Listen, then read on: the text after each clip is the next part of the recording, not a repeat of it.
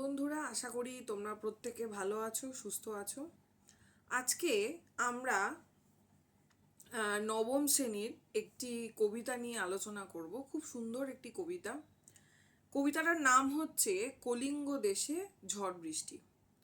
এবার এই কবিতাটা আমরা লাইন বাই লাইন ধরে ধরে পড়ব, কিন্তু তার আগে আমাদেরকে এটা জানতে হবে যে হঠাৎ করে কলিঙ্গ দেশে ঝড় বৃষ্টি, এই যে জায়গাটা, এই যে পটভূমিটা, এটা কোথা থেকে নেওয়া হয়েছে, ঠিক আছে? উৎসটা আমাদের কিন্তু জানতে হবে। তাহলে উৎস বলতে এখানে বলা যায় যে আমাদের যে মধ্যযুগের চণ্ডীমঙ্গল কাব্য রয়েছে, সেই যে মঙ্গল কাব্য, সেই মঙ্গল কাব্যের যেমন মনসা মঙ্গল, চণ্ডীমঙ্গল, ধর্মমঙ্গল, এরকম অনেক ভাগ রয়েছে। তার মধ্যে চণ্ডীমঙ্গল হচ্ছে একটি ভাগ, এবং এই চণ্ডীমঙ্গলের দুটো খণ্ড রয়েছে। একটা হচ্ছে আখেটিক খণ্ড, আর একটা হচ্ছে বণিক খণ্ড, ঠিক আছে?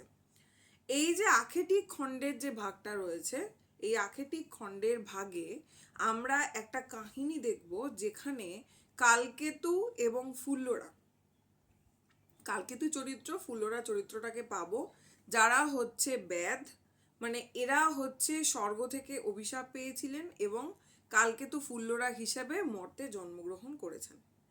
এই কালকেতু এবং ফুল্লরা যে জন্মগ্রহণ করেছেন, এবং তারপরে দেখা যাচ্ছে যে কালকেতুকে দেবী আশীর্বাদ করেছে যে সে কি করতে পারবে, সে মর্তে একটা নগরী স্থাপন করতে পারবে, কারণ কালকেতু রাজা হয়েছে।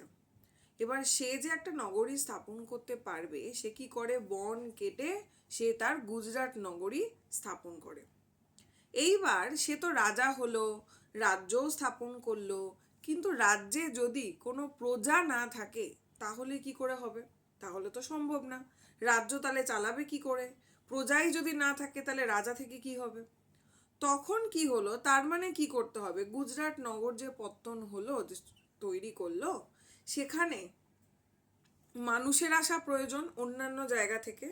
সেই সময় গুজরাটের আশেপাশে যে কলিঙ্গ নগরী ছিল, সেইখানে চণ্ডী কি করলো, ইন্দ্র, সমুদ্র, এদের সাহায্য নিয়ে প্রচণ্ড ঝড় বৃষ্টি তৈরি করলো। এবং ঝড় বৃষ্টির ফলে কি হবে, সেখানকার মানুষেরা ঘর বাড়ি সমস্ত কিছু ফেলে কি করবে, পালিয়ে আসবে অন্য জায়গায়। এবং তখন যাতে তারা গুজরাট নগরে চলে আসে, এই যে পরিকল্পনা, এই প্ল্যানিংয়ে আমরা দেখতে পারি যে কলিঙ্গ দেশে ঝড় বৃষ্টি হয়েছিল। এইবার এটা গেল তো ঘটনাটা। এইবার আমরা জানবো যে এই যে কলিঙ্গ দেশে ঝড় বৃষ্টি যে করলেন দেবী, সেটা কিভাবে করলেন, কতখানি ঝড় বৃষ্টি হলো এবং তার ফলে কি হলো, এটা আমরা লাইন বাই লাইন কবিতাটা যখন পড়বো, পড়তে পড়তে পাবো। ঠিক আছে, আমি লাইন বাই লাইন দেখাচ্ছি। আচ্ছা, এখন আমরা এই কলিঙ্গ দেশে ঝড় বৃষ্টি যে কবিতাটি রয়েছে, যেটা মুকুন্দরাম চক্রবর্তীর লেখা, সেই কবিতাটা নিয়ে আমরা আলোচনা করব। তবে আমরা ঘটনাটা তো জেনেই নিলাম কিছুটা, যে কেন ঝড় বৃষ্টি হয়েছিল।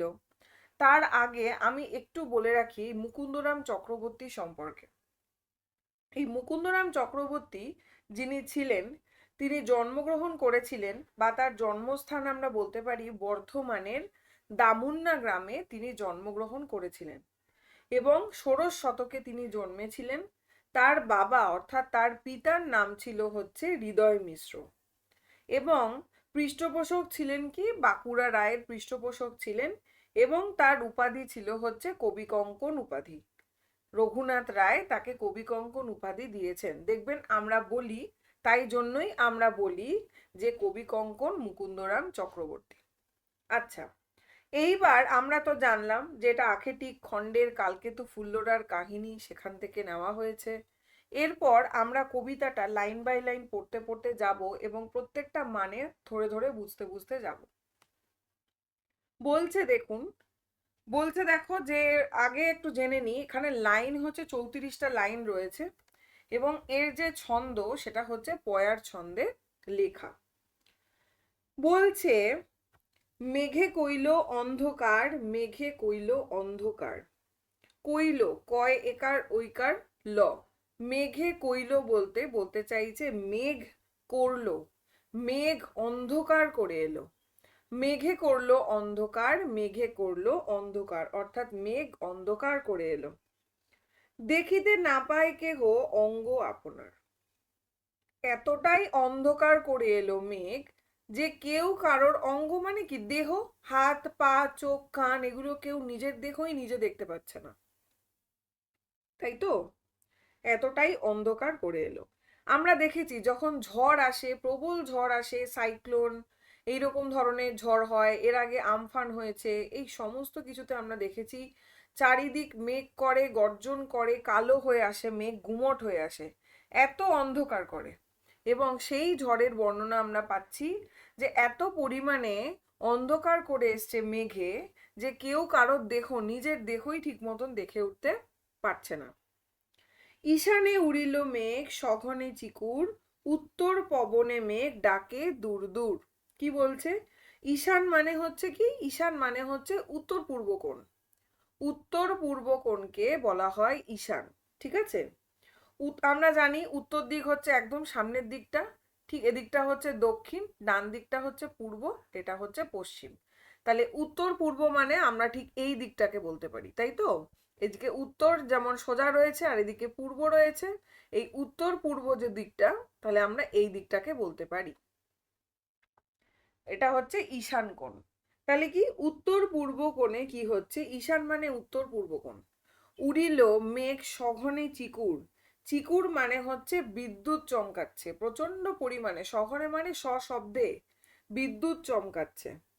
উত্তর পবনে মেঘ ডাকে দূর দূর, অর্থাৎ মেঘ উত্তর পবন থেকে, উত্তর পবনের মেঘ গুরু গুরু করে বা দূর দূর করে ডাকছে।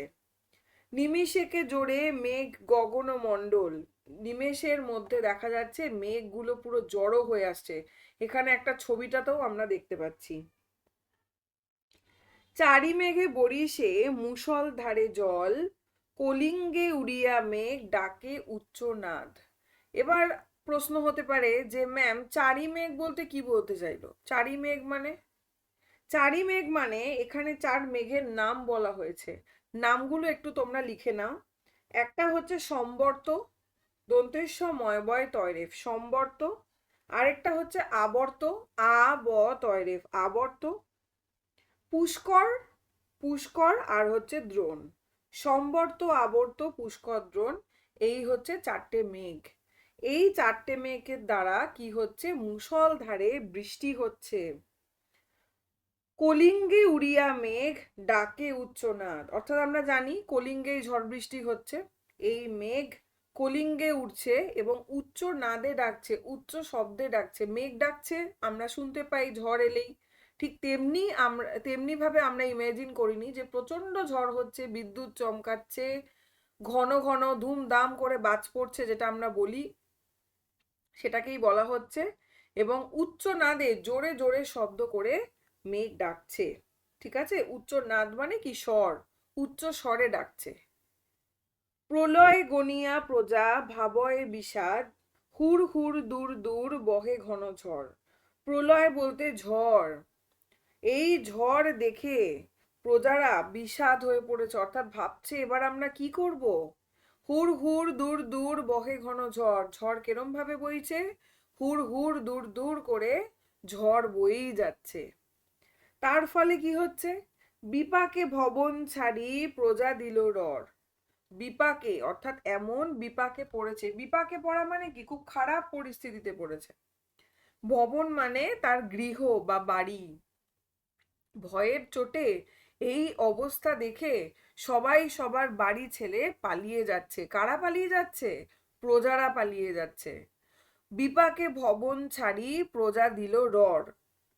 র ডয় শূন্য র, রর মানে হচ্ছে দৌড়ানো, অর্থাৎ ভয়ের চোটে তারা দৌড়ে পালিয়ে যাচ্ছে। তাহলে এটুকুর মধ্যে আমরা কি বুঝলাম? যে সাংঘাতিক ভাবে মেঘ করেছে, মেঘে প্রচন্ড আওয়াজ করছে, হুড় হুড় দূর দূর করে আওয়াজ করছে, চারিদিক অন্ধকার হয়ে গেছে এবং চারি মেঘ থেকে মুষলধারে জল পড়ছে, মানে বৃষ্টি হচ্ছে মারাত্মকভাবে। এবং চারিদিক অন্ধকার, কেউ কারোর দেহ, নিজের শরীর দেখে উঠতে পারছে না। এবং তার ফলে কি হচ্ছে? ভয়ের চোটে প্রজারা নিজের বাড়িঘর ছেড়ে দৌড়ে পালাচ্ছে, ঠিক আছে?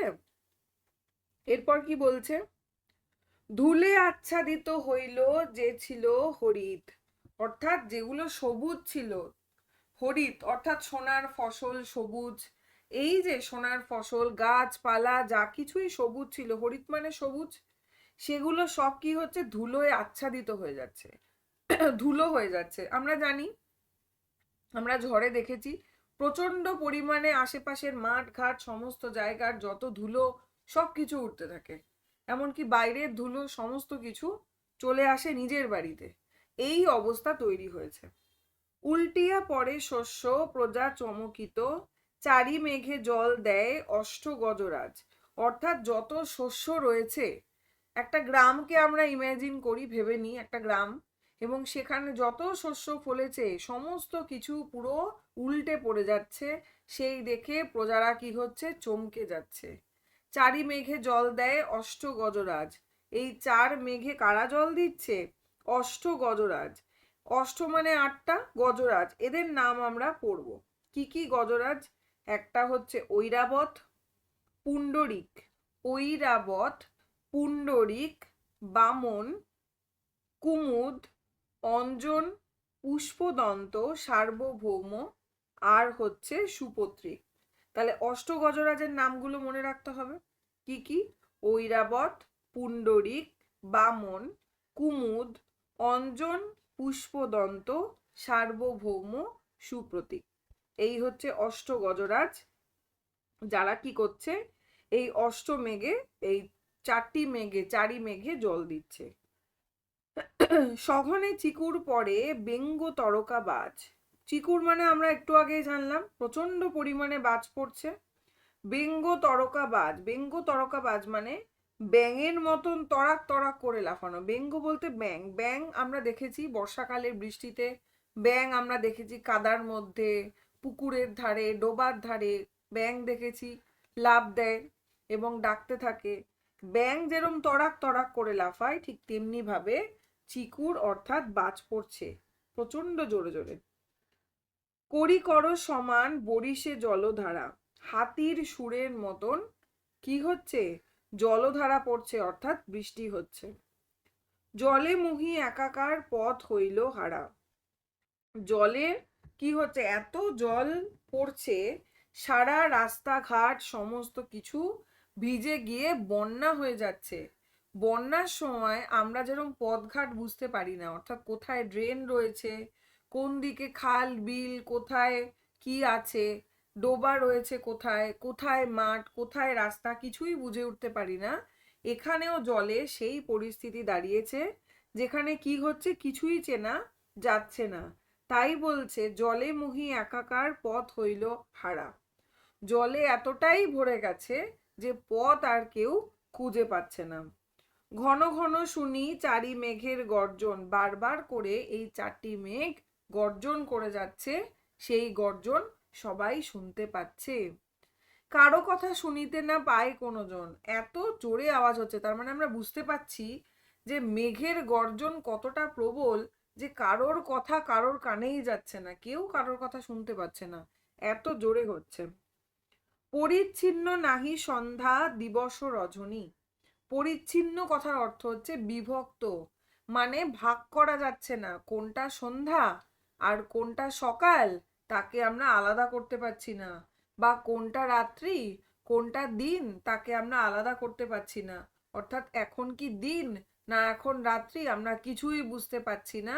কেন বুঝতে পারছি না, এহেন পরিস্থিতিতে এহেন ঝড়ে, এরকম কিন্তু আমরা অনেকেই দেখেছি, প্রচন্ড পরিমাণে মেঘ করে, চারিদিক অন্ধকার হয়ে যায়, প্রচন্ড ঝড় হয় এবং দিনের বেলা কেউ মনে হয় রাত্রেবেলা, চারিদিক অন্ধকার হয়ে যায়, রাস্তাঘাট দেখা যায় না, ব্যাঙের ডাকের শব্দ শোনা যায়, চারিদিকে কাদা, কাদা তো দূরের কথা, আমরা জলে নামতে পারি না, কারণ আমরা পথই খুঁজে পাই না, রাস্তাই খুঁজে পাই না, এই রকম একটা পরিস্থিতি তৈরি হয়েছে কলিঙ্গে।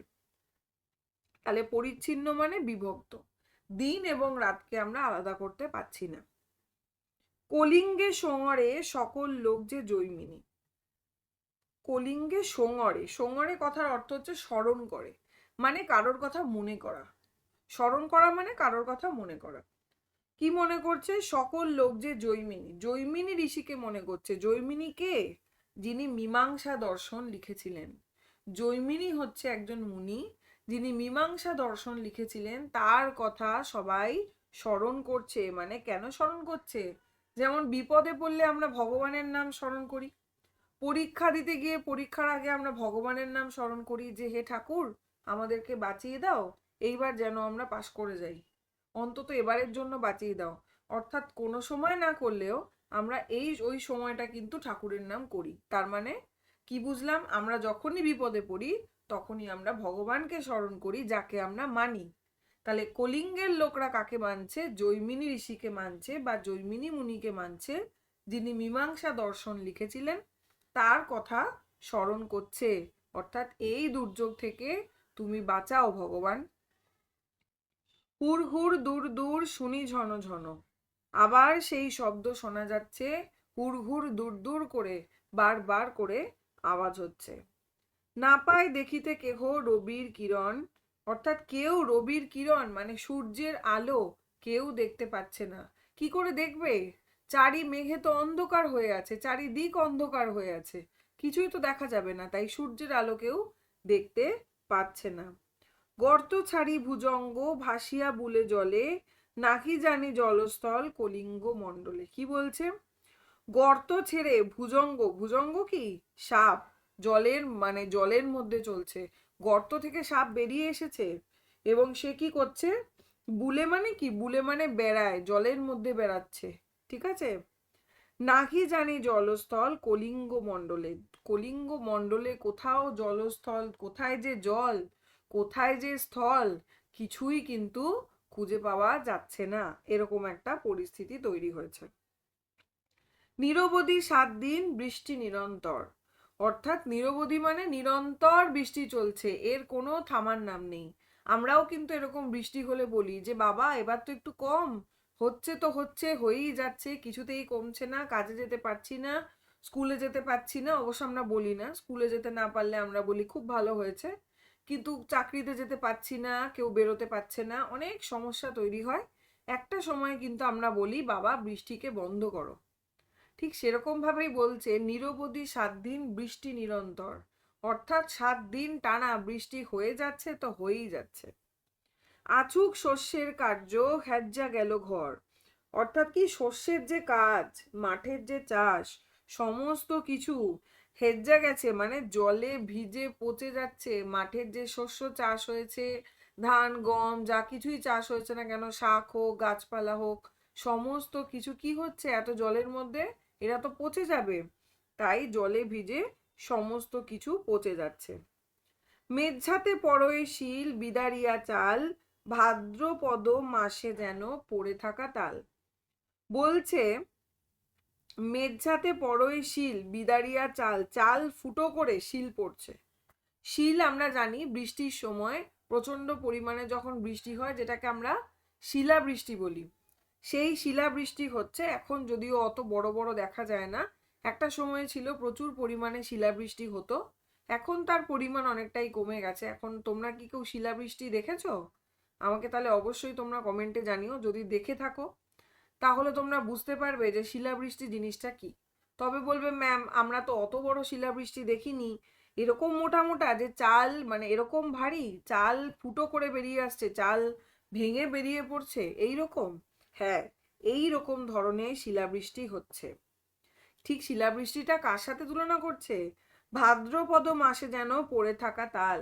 ভাদ্র মাসের যে তাল, তাল গাছ আমরা দেখেছি, তাল আমরা খেয়েওছি, তালের বড়া ইত্যাদি আমরা শীতকালে খেয়ে থাকি। তাহলে তাল কি জিনিস আমরা জানি, বড় বড় ধরনের হয়, যেগুলোকে খুলে খুলে আমাদের বানাতে হয়, গোল গোল করে বড়ার মতন হয়, বেশ ভালো খেতে। সেই তালের আকার ধারণ করছে ভাদ্রপদ মাসে যেন পড়ে থাকা তাল। এটা যেন ভাদ্র মাসে তালের মতন ভাবে পড়ছে হচ্ছে শিলাবৃষ্টিটা, অর্থাৎ শিলগুলো। তাই জন্য ওরকম তালের মতন যদি আকার হয়, তালের মতন যদি সাইজ হয়, তাহলে তো সেটা চাল ভেঙে পড়বেই। সেই অবস্থা দাঁড়িয়েছে কলিঙ্গে। চণ্ডীর আদেশ পান বীর হনুমান। চণ্ডী কাকে আদেশ দিচ্ছে? বীর হনুমানকে আদেশ দিচ্ছে। কি করতে? মঠ অট্টালিকা ভাঙি করে খান খান, অর্থাৎ চণ্ডীর আদেশ পেয়ে দেবী চণ্ডী, চণ্ডীমঙ্গল কাব্যের দেবী চণ্ডী, তার আদেশ পেয়েছে কে? বীর হনুমান। আদেশ পেয়ে সে কি করছে? যত মাঠ রয়েছে, যত অট্টালিকা রয়েছে, মঠ রয়েছে, সমস্ত কিছু ভেঙে সে খান খান করে দিচ্ছে। চারিদিকে বহে ঢেউ, পর্বত বিশাল, উঠে পড়ে ঘরগুলা করে দলমল। অর্থাৎ কি? চারিদিকে ঢেউ, পর্বত বিশাল, পর্বত বা পাহাড়ের মতন উঁচু উঁচু ঢেউ উঠছে, অর্থাৎ সমস্ত ঘরবাড়ি ভেসে গেছে, গাছপালা ভেঙে পড়েছে, গাছপালা পচে যাচ্ছে, মারাত্মক লেভেলের আর কি ঝড় বৃষ্টি হচ্ছে, প্রবল বিশাল পর্বতের মতন হচ্ছে। উঠে পড়ে ঘরগুলা করে দলমল, অর্থাৎ ঘর ভেঙে পড়ছে, ঘর ভিত থেকে নড়ে গেছে, তাই কি হচ্ছে? দলমল করছে, অর্থাৎ টাল খাচ্ছে ওই ঝড়ের, ওই বৃষ্টির মধ্যে, বন্যার মধ্যে। চণ্ডীর আদেশে ধায় নদ নদীগণ, অম্বিকা মঙ্গল গান শ্রীকবি কঙ্কন। চণ্ডীর আদেশে কি করছে? নদ নদীগণ ধায় মানে ধেয়ে যাচ্ছে, এগিয়ে যাচ্ছে। চণ্ডী তাদেরকে আদেশ দিচ্ছে যে যাও, তোমরা ওখানে ঝড় বৃষ্টি আরো প্রবল বাড়িয়ে তোলো, আরো মারাত্মক করে দাও কলিঙ্গবাসীদের জীবন, যাতে তারা বাধ্য হয় কি? গুজরাট নগরে এসে, অর্থাৎ যেখানে কালকেতু রাজা হয়েছে সেখানে এসে বাস করতে। এই জন্য যাতে তাদের মনে একটা সাংঘাতিক ভয় তৈরি হয় যে না, আর কলিঙ্গে ফিরে যাওয়া যাবে না, তাই এদের প্রচন্ড ঝড় বৃষ্টি তৈরি করো যাতে এরা বাধ্য হয় সেই কলিঙ্গ থেকে উঠে আসতে। এবং এই জন্যই চণ্ডীর আদেশে যত নদ নদী রয়েছে তারা ধেয়ে যাচ্ছে। অম্বিকা মঙ্গল গান শ্রীকবি কঙ্কন। অম্বিকা মঙ্গল হচ্ছে দেবী চণ্ডীরই আরেক নাম, অম্বিকা, তার কথা বলা হচ্ছে। তার মঙ্গল গান গাইছেন, অর্থাৎ তার পাঁচালী গান বা তার মঙ্গল গান গাইছেন কে? শ্রী কবি কঙ্কন। একটু আগেই আমরা পড়লাম কবি কঙ্কন, তার উপাধি ছিল হচ্ছে মুকুন্দ চক্রবর্তী, অর্থাৎ শেষে তিনি তার নামটি বললেন। এই হচ্ছে কলিঙ্গ দেশের ঝড় বৃষ্টি। তাহলে প্রত্যেকটা লাইন ধরে ধরে প্রত্যেকটা শব্দের অর্থ আমি বলে দিয়েছি। তোমরা পারলে ওই শব্দগুলোর অর্থ যদি একটু বইয়ের পাশে দাগ দিয়ে লিখে নাও তাহলে সুবিধে হবে। পরীক্ষার সময় এগুলো এলে অপশান দিতে পারে, 4টে অপশান, তাহলেও কিন্তু উত্তর করে আসা যাবে। তাহলে এই গেল কলিঙ্গ দেশে ঝড় বৃষ্টির আলোচনা। এইবার আমি একটা প্রশ্ন করি, এখানে কটি মেঘে জল দিচ্ছে? কেউ যদি বলতে পারো আমাকে কমেন্টে জানিও। আরেকটি প্রশ্ন আমি করব, আমি দেখব তোমরা পড়াটা ঠিক করে শুনেছো কিনা। যদি শুনে থাকো তাহলে তোমরা এক্ষুনি কমেন্টে উত্তর করে দিতে পারবে কবিতাটার বিশ্লেষণ শোনার সাথে সাথেই। 4টি মেঘ, আমি অবশ্য 4টি মেঘে জল দিচ্ছে এটা তো আমি বলেই দিলাম। আচ্ছা, এরপরে আমি যে প্রশ্নটা করব সেটা হচ্ছে চণ্ডী কাকে আদেশ দিয়েছেন? কাকে আদেশ দিয়েছেন এই ঝড় বৃষ্টি করবার জন্য? এটা একটা প্রশ্ন। কাকে আদেশ দিয়েছেন তোমরা জানাবে আমাকে। আরেকটা হচ্ছে যে কলিঙ্গতে যে সমস্ত প্রজারা প্রচন্ড পরিমাণে ভয় পাচ্ছে এই ঝড় বৃষ্টি দেখে, তারা একজনকে স্মরণ করছে, কাকে স্মরণ করছে? তাহলে দুটো প্রশ্ন কি হলো? একটা হচ্ছে আমি বললাম যে চণ্ডী কাকে আদেশ দিয়েছে এই ঝড় বৃষ্টি করবার জন্য, একজনের নাম আমরা এই কবিতায় পেয়েছি, তার নামটা আমাকে তোমাদের বলতে হবে। আরেকটা হচ্ছে কলিঙ্গবাসীরা ভয় পাওয়ার পরে যে দেবতাকে বলি, ভগবানকে বলি, যাই বলি না কেন, যাকে স্মরণ করলো তার নামটা কি? তাহলে আমি বুঝবো যে তোমরা কবিতাটা বুঝতে পেরেছো। যদি ক্লাসটা ভালো লেগে থাকে অবশ্যই তোমরা লাইক করবে, এবং এখান থেকে কি কি প্রশ্ন আসতে পারে সেই নিয়ে আমি একটু আলোচনা করছি। কলিঙ্গ দেশে ঝড় বৃষ্টি কবিতাটা আমরা পড়লাম। প্রত্যেকটা লাইন শব্দের মানে আমি বুঝিয়ে দিয়েছি, আশা করি তোমরা বুঝতে পেরেছো। এইবার কিরকম ধরনের প্রশ্ন আসতে পারে? শর্ট কোশ্চেন এলে বলতে পারে যে এই যে শিলাবৃষ্টি হচ্ছিল সেটা কিসের মতন হচ্ছিল, সেটা কিরকম হচ্ছিল? ভাদ্র মাসের পড়ে থাকা তালের সঙ্গে তুলনা করা হয়েছে শিলাবৃষ্টিকে। চিকুর শব্দের অর্থ কি? চিকুর শব্দের অর্থ হচ্ছে বিদ্যুৎ। এবং অষ্ট গজরাজের নামগুলো কি কি? আমি একটু আগেই বললাম, ঐরাবত, পুণ্ডরিক, বামন, কুমুদ, অঞ্জন, সার্বভৌম, পুষ্পদন্ত আর হচ্ছে সুপ্রতীক। এই প্রত্যেকটা নাম।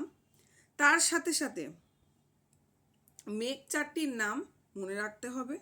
4 প্রকার মেঘ কি? সম্বর্ত, আবর্ত, পুষ্কর, দ্রোণ। সম্বর্ত, আবর্ত, পুষ্কর এবং দ্রোণ। কোথায় মেঘ উচ্চনাদে ডাকছে? কলিঙ্গে ডাকছে। ঠিক আছে, কলিঙ্গে মেঘ উচ্চনাদে ডাকছে। বাজ কেমন করে পড়ছে? ব্যঙ্গ তরকা বাজ। শব্দটা কি ব্যবহার করেছে? ব্যঙ্গ তরকা বাজ। কত দিন ধরে কলিঙ্গ তো এই ঝড় বৃষ্টি চলছে? 7 দিন ধরে চলছে। ঠিক আছে, তারপরে কি? কবিতায় মেঘ শব্দটা কবার ব্যবহার করা হয়েছে?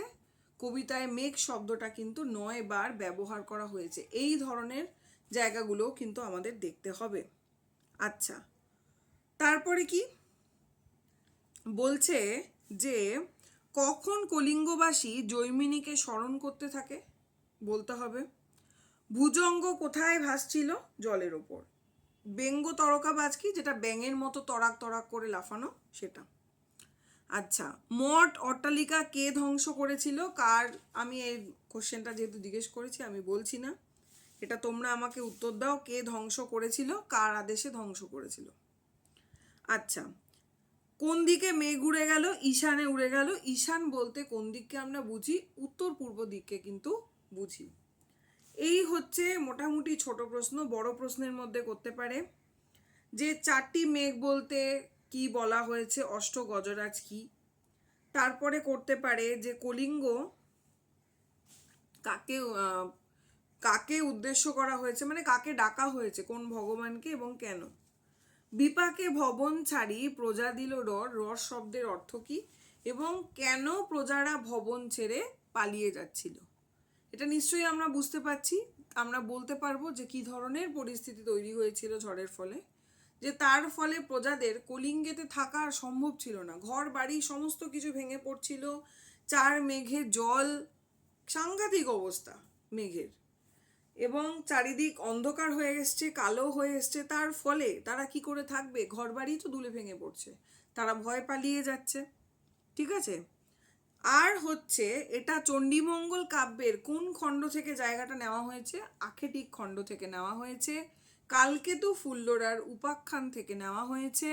এর উদ্দেশ্য আমি আগেও বললাম যে কালকেতু গুজরাট নগরের রাজা হয়েছিল এবং সেখানে রাজা হলেই শুধু হবে না, প্রজাদের প্রয়োজন ছিল। এই জন্য কি করা হলো যে কলিঙ্গ রাজ্য থেকে যাতে প্রজারা গুজরাট নগরে গিয়ে বাস করে, তাই জন্য দেবী চণ্ডী এ কাজ করেছেন। এরপরে আমি একটু আগেও বলেছি যে মুকুন্দ চক্রবর্তী তার কোথায় জন্মেছিলেন, তার পিতার নাম কি, এই জায়গাগুলোকে একটু আমাদেরকে জানতে হবে। তাহলে মোটামুটি কলিঙ্গ দেশে ঝড় বৃষ্টির আলোচনা আমি করেছি। যদি এখান থেকে কোনো রকম কোনো প্রশ্ন থাকে অবশ্যই আমাকে কমেন্টে জানাবে তোমরা, আমি এর উত্তর দেওয়ার চেষ্টা করব। ক্লাসটা কেমন লাগলো আমাকে তোমরা জানিও। লাইক করে বা কমেন্ট করলে আমি বুঝতে পারবো যে তোমাদের ক্লাসটা পছন্দ হলো কিনা, এবং আমি যে প্রশ্নগুলো করলাম সেই প্রশ্নের উত্তর তোমরা কজন দিতে পারো আমি দেখব। থ্যাংক ইউ সকলকে, আজ এ পর্যন্তই।